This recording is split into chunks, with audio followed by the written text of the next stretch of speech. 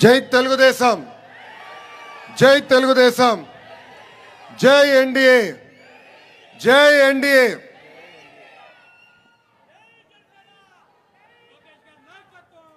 EVM అయినా ballot అయినా గెలుపు కూటమిదే. 9 నెలల్లో అధికారంలోకి రావటమైనా 9 నెలల్లో సంక్షేమ అభివృద్ధి చేసి చూపించిన అది ఒక తెలుగుదేశం పార్టీ వల్లనే సాధ్యం. ఆనాడు 9 నెలల్లోనే తెలుగుదేశం పార్టీని అధికారంలోకి తీసుకొచ్చిన విశ్వవిఖ్యాత నట సార్వభౌమ స్వర్గీయ శ్రీ నందమూరి తారక రామారావు గారు 9 నెలల్లోనే రాష్ట్రానికి అభివృద్ధి సంక్షేమం ఏంటో చేసి చూపించిన పేదల నాయకుడు, మన ప్రీతమ నాయకుడు చంద్రబాబు నాయుడు గారు. వేదికమైనున్న పెద్దలందరికీ పేరు పేరున నా ఉదయపూర్వక నమస్కారాలు నేను తెలుపుకుంటున్నాను. ఈ విజయం ఒక చరిత్ర. పార్టీ ఆవిర్భావం తర్వాత మొదటిసారి 5 గ్రాడ్యుయేట్ ఎమ్మెల్సీలు గాను 5 గ్రాడ్యుయేట్ ఎమ్మెల్సీలు తెలుగుదేశం పార్టీ కైవసం చేసుకుంది. గౌరవ అధ్యక్షుల వారితో చర్చించినప్పుడు గెలుపు కాదు, భారీ మెజార్టీతో గెలిస్తేనే ఇది ఒక గెలుపు అని ఆనాడు చెప్తాం జరిగింది. ఈరోజు ఇక్కడి నుంచి నేను చెప్తున్నా, గుంటూరు కృష్ణ గ్రాడ్యుయేట్ ఎమ్మెల్సీగా 82,000 మెజార్టీతో గెలిచారు మన ఆలపాటి రాజేంద్ర ప్రసాద్ గారు. ఈస్ట్ వెస్ట్ గోదావరి గ్రాడ్యుయేట్ ఎమ్మెల్సీగా 77,500 ఓట్ల భారీ మెజార్టీతో గెలిచారు మన రాజశేఖర్ గారు. ఈరోజు నేను గర్వంగా చెప్తున్నా, కౌన్సిల్లో పులిల్లాగా మన ఎమ్మెల్సీలు పనిచేస్తున్నారు. ఇంకొక 2 నాయకులు ఈరోజు కౌన్సిల్కి రాబోతాం. నిజంగానే చాలా చాలా ఆనందంగా ఉంది.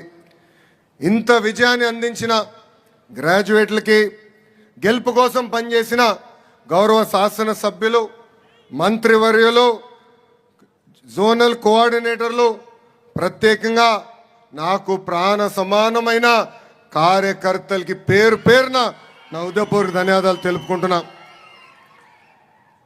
ప్రజలు కొట్టిన దెబ్బకి పులివెందుల ఎమ్మెల్యే ఇంకా కోలుకోలేదబ్బా. ఆయన కొత్త పేరు పెట్టిన వన్ డే ఎమ్మెల్యే. ఏంటది? ఒకరోజు ఎమ్మెల్యే. ఒకరోజు ఎమ్మెల్యే అసెంబ్లీకి కరెక్ట్గా ఒకరోజు వచ్చి వెళ్ళిపోతాడబ్బా. ప్రజలు ఆయనకి ప్రతిపక్ష హోదా ఇవ్వలేదని తెలిసినా అసెంబ్లీకి వచ్చి ఒక్కరోజు నాకు ప్రతిపక్ష హోదా ఇవ్వండి అని చెప్పి వెళ్ళిపోతాడు. ఎక్కడికి వెళ్తాడు? బెంగళూరుకి పారిపోతాడు. అందుకే ఆయన తెలుసు, గ్రాడ్యుయేట్ ఎమ్మెల్సీలో క్యాండిడేట్ పెడితే డిపాజిట్ రాదని. అందుకే క్యాండిడేట్ పెట్టే దమ్ము ధైర్యం లేకుండా ఈరోజు ఆ పార్టీ వెనక్కి వెళ్ళిపోయింది. 2023 ఎన్నికల్లో జరిగిన గ్రాడ్యుయేట్ ఎన్నికల్లో మనం విజయం ఎట్లా సాధించామో మీ అందరికి తెలిసిందే. అప్పుడు గ్రాడ్యుయేట్ ఎన్నికల్లో ఏకంగా ఒక గేమ్ చేంజర్గా మారింది. ఆ ఎన్నికలతో రాష్ట్ర రాజకీయ పరిస్థితులు కూడా మారిపోయినాయి. పార్టీ ఆవిర్భావం తర్వాత మొదటిసారి 8 నెలల ముందుగానే క్యాండిడేట్లు మనం ప్రకటించుకున్నాం. ఒక వెస్ట్ రాయలసీమ గ్రాడ్యుయేట్ ఎమ్మెల్సీగా రామ్ గోపాల్ రెడ్డి గారు ఏమి, ఈస్ట్ రాయలసీమ గ్రాడ్యుయేట్ ఎమ్మెల్సీగా ఒక కంచర్ల శ్రీకాంత్ గారు ఏమి, ఉత్తరాంధ్ర గ్రాడ్యుయేట్ ఎమ్మెల్సీగా చిరంజీవి గారేమి ఆ రోజు ఒక ఘన విజయం సాధించారు. ఆ ఎన్నికల దెబ్బకే వైకాపా దిమ్మ ఆనాడే తిరిగింది. ఆ రోజు నుంచే సీన్ రివర్స్ అయింది. కట్ చేసి ముందుకు చూస్తే 164 సీట్లతో ప్రజా ప్రభుత్వం ఆంధ్ర రాష్ట్రంలో ఏర్పడింది. ఒక పక్కన మోడీ గారు మేనియా, ఇంకో పక్కన బాబు గారు బ్రాండ్, ఇంకో పక్కన నాకు అన్న సమానమైన పవన్ అన్న పవర్ దెబ్బకి వైకాపా దిమ్మ తిరిగింది, దుకాణం బంద్ అయింది. అసలు దేశానికి సంక్షేమం పరిచయం చేసిన వ్యక్తి అన్న ఎన్టీఆర్. వైకాపా ప్రభుత్వంలో 5 ఏళ్ళు చేయని సంక్షేమం మన ప్రభుత్వ అధికారంలోకి వచ్చిన మొదటి 9 నెలల్లో చేసి చూపించాం. మొదటిది పెన్షన్. ఇక్కడున్న కార్యకర్తలు అందరూ ఆలోచించాలి. 2014లో చాలని 200 రూపాయల పెన్షన్ని ఒకే సంతకంతో 5 రెట్లు పెంచి 1000 రూపాయలు చేసిన ఘనత మన నాయకుడు చంద్రబాబు నాయుడు గారి. అంతేకాదు అదే 1000 రూపాయల పెన్షన్ని తిరిగి 2000 రూపాయలు చేసిన ఘనత కూడా మన నాయకుడు చంద్రబాబు నాయుడు గారిది.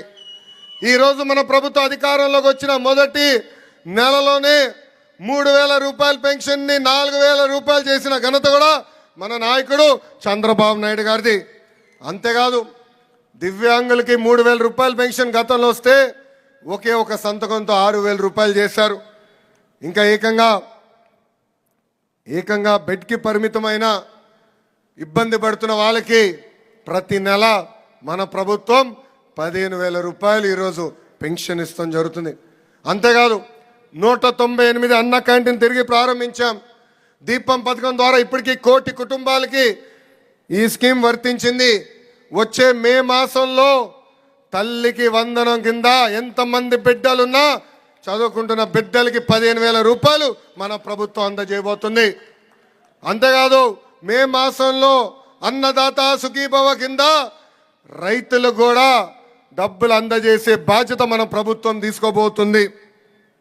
ఇంకా 20 లక్షల మందికి ఉద్యోగాలు కల్పిస్తామని మేనిఫెస్టోలో భారతదేశ చరిత్రలో ఏ పార్టీ చేయని విధంగా దమ్ము ధైర్యం ఉన్న పార్టీ తెలుగుదేశం పార్టీ మేనిఫెస్టోలో పెట్టింది. ఈ గ్రాడ్యుయేట్ గెలుపు యువతది. ఆంధ్ర రాష్ట్ర యువకులకి నేను చెప్తున్నా, మాకు మీరు బాధ్యత పెంచారు. ఒక పద్ధతి ప్రకారం డిఎస్సి నిర్వహిస్తాం. జాబ్ క్యాలెండర్ కూడా ఒక పద్ధతి ప్రకారం నిర్వహిస్తాం. అంతేకాదు ఈ నెల అంటే మార్చి నెలలోనే 16,347 టీచర్ల పోస్ట్ భర్తీ చేసే మెగా డిఎస్సి కూడా మనం అనౌన్స్మెంట్ చేసి గతంలోనే చేశాం. ఇప్పుడు ఏకంగా ఆ కార్యక్రమం కూడా అంటే నోటిఫికేషన్ ఇస్తాం. ఇప్పటికే 6,78,000 కోట్ల పెట్టుబడి తీసుకొచ్చాం. ఆ పెట్టుబడుల ద్వారా దాదాపు 4,28,000 మందికి ఉద్యోగాలు కల్పించడానికి అవకాశం రాబోతుంది. ఒక టీసీఎస్ కానీ ఆర్సిలర్ మిత్తల్ కానీ ఎన్టీపీసీ గ్రీన్ కానీ బీపీసీఎల్ కానీ రిలయన్స్ ఇండస్ట్రీ కానీ ఎల్జీ ఎలక్ట్రానిక్స్ కానీ ఇలా అనేక పరిశ్రమలు ఆంధ్ర రాష్ట్రానికి మన ప్రభుత్వం తీసుకొచ్చింది. ఇంకా గత ప్రభుత్వం తీసుకున్న చెత్త నిర్ణయాలు కూడా మనం రద్దు చేస్తాం జరిగింది. దాంట్లో భాగంగా ల్యాండ్ టైటిలింగ్ యాక్ట్ మనం రద్దు చేశాం. చెత్త పైన వేసే పన్ను కూడా మన ప్రభుత్వం రద్దు చేసింది. ఇంకా మత్స్యకారులకి ఉపాధి దెబ్బతీసే జియో 217 కూడా మన ప్రభుత్వం రద్దు చేసింది. కేంద్రంలో ఉన్న ప్రధానమంత్రి నరేంద్ర మోడీ గారి సహకారంతో ఎప్పుడు లేని విధంగా మన రాష్ట్రాన్ని మనం అభివృద్ధి చేసుకుంటున్నాం. గతంలో మనం చూసాం అమరావతి పనులు వేగంగా జరిగే సమయంలో అడ్డంగా పడుకుని పనులని ఆపేశారు.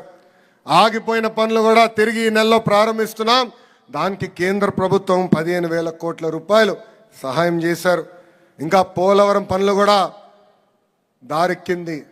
మొన్నే నిర్వాసితులకి 1,000 కోట్ల రూపాయలు మన ప్రభుత్వం అందజేసింది. గతంలో మూసేస్తున్నారు.